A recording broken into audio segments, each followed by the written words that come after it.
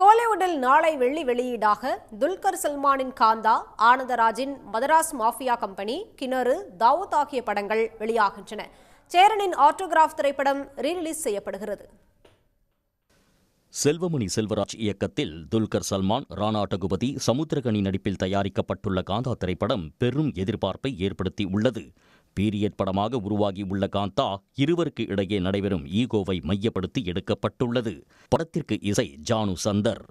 குழந்தைகளை மையப்படுத்தி அறிமுக இயக்குனர் ஹரிகுமார் கைவண்ணத்தில் உருவாகியுள்ள கிணறு திரைப்படமும் வெள்ளி வெளியீடாக திரைக்கு வருகிறது.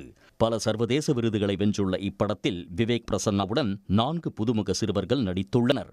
இப்படத்தை சூர்யா நாராயணன் மற்றும் வினோத் சேகர் தயாரித்துள்ளனர். இசை புவனேஷ் செல்வநேசன்.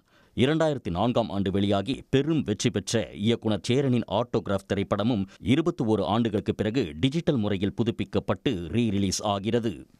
வெள்ளி வெளியீடாக திரைக்கு வரும் மற்றொரு திரைப்படம் AS முகுந்தன் இயக்கத்தில் உருவாகியுள்ள மதராஸ் மாஃபியா கம்பெனி. வடசென்னை பின்னணியில் உருவாகியுள்ள இந்த படத்தில் ஆனந்தராஜ் தாதாவாக நடித்துள்ளார். சம்யுக்தா, முனிஷ்காந்த், தீபா, ஷகிலா, ராம்ஸ், ஆனந்தபாபு ஆகியோரும் முக்கிய கதாபாத்திரத்தில் நடித்துள்ளனர்.